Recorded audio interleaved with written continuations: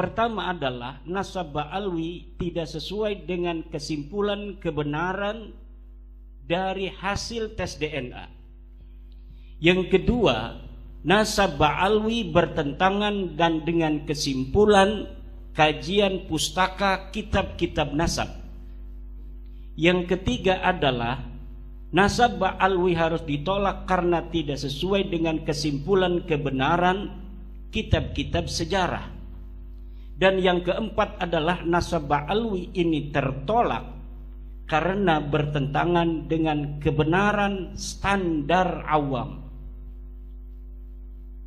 4 kebenaran ini tidak masuk sama sekali dalam nasab ba'alwi.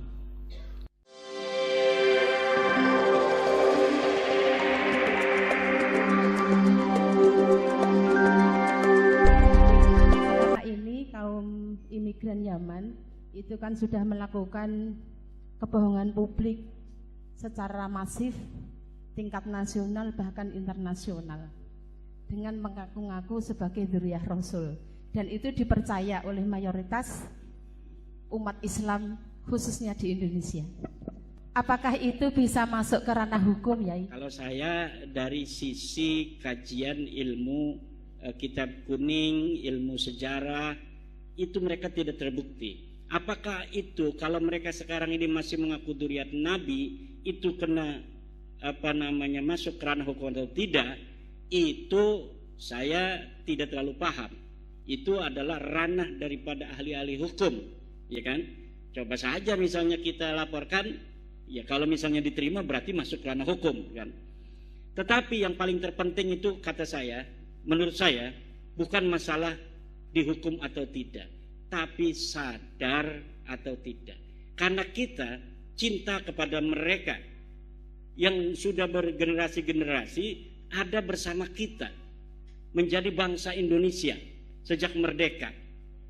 Hayo mulai sekarang jangan Anda kapitalisasi nasab-nasab lagi. Berprestasi saja yang baik, kita hargai prestasi Anda. Berilmu saja yang tinggi, kita hormati Anda sebagai ulama. Bertakwa saja yang benar, maka Anda akan menjadi mulia. Tidak usah ngomong-ngomong nasab lagi, karena nasab Anda sudah terbukti palsu menurut kajian 4 kesimpulan kebenaran tadi.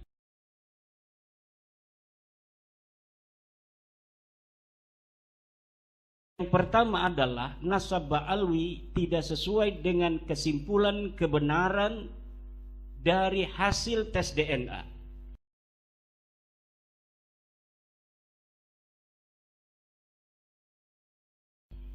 Yang kedua, nasab ba'alwi bertentangan dan dengan kesimpulan kajian pustaka kitab-kitab nasab.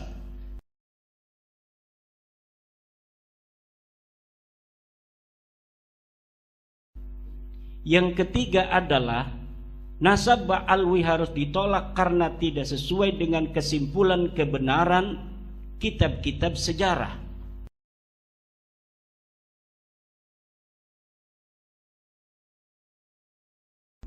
Dan yang keempat adalah nasab ba'alwi ini tertolak karena bertentangan dengan kebenaran standar awam. 4 kebenaran ini tidak masuk sama sekali dalam nasab ba'alwi. Jadi kalau saya pribadi itu tidak kerana hukum dan sebagainya, karena kita ini adalah para santri. Santri ini merasa sangat berbahagia apabila mampu menyadarkan banyak orang akan sebuah kekeliruan dalam keagamaan.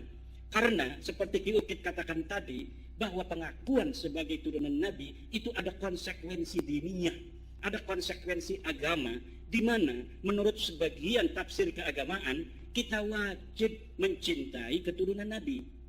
Nah, ketika wajib mencintai keturunan Nabi, dia yang secara tabi'i, secara fadl adalah anugerah menjadi turunan Nabi, berarti mau tidak mau dia berhak dicintai.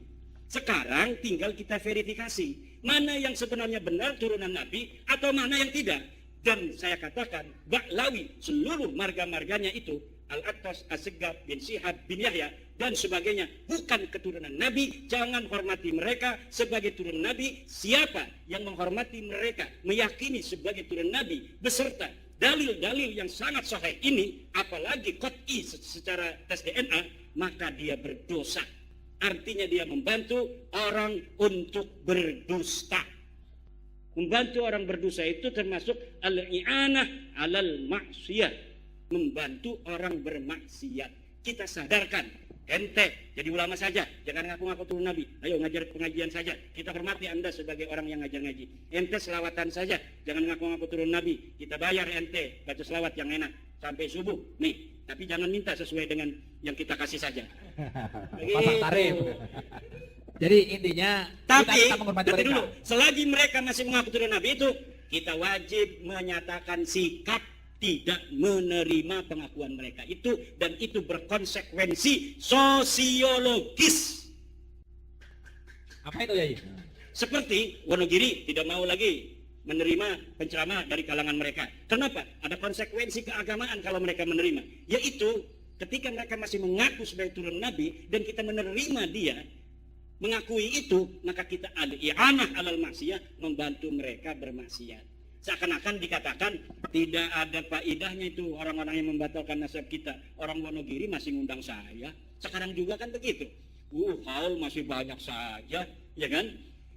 Berarti tidak ada faedahnya tuh. Tidak ada faedahnya, tapi kalau marah-marah sama saya, kalau merasa tidak ada faedahnya, saya mengatakan mereka bukan turun Nabi, udah biasa-biasa saja. Tapi tidak. Saya mau ceramah di sini ditolak, saya mau ceramah di sini ditolak. Karena mereka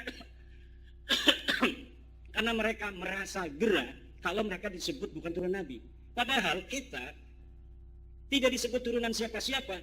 Bisa jadi kiai, bisa jadi ulama, bisa jadi presiden. Bambang Pacul jadi orang terkenal. Pak Jokowi bisa jadi presiden, Pak Prabowo bisa jadi jenderal 4 tanpa bawa keturunan. Kita jadikan seluruh bangsa Indonesia yang bersuku-suku bangsa yang berbeda-beda ini sama kesempatannya untuk menjadi mulia, tanpa ada satupun suatu suku bangsa yang merasa lebih tinggi dari bangsa lainnya. Apalagi dia bukan bangsa kita yang bersama-sama ratusan tahun sejak zaman kerajaan bersama kita. Mereka masih mengingat diri mereka ini sebagai keturunan negara lain. Jadi masih nginget-nginget negeri leluhurnya, nyanyinya saja bukan ya Jatim tapi ya Tarim kan. Berarti mereka masih merasa bukan asli orang Indonesia. Ini masalahnya. Jadi ayo kita makan di Indonesia, kita hidup di Indonesia, kita besarkan bersama-sama anak turun kita Indonesia dengan sama-sama saling menyayangi, saling menghormati antara satu dan yang lainnya tanpa ada lagi doktrin. Kalau ente tidak percaya nasab saya, berarti ente tidak akan masuk surga. Kalau masih ada itu narasi mereka, maka kita juga harus terus mengatakan, menyebarkan, meresonansikan pada seluruh bangsa ini agar tidak ada lagi saudara-saudara kita bangsa Indonesia yang tertipu akan palsunya nasab mereka itu.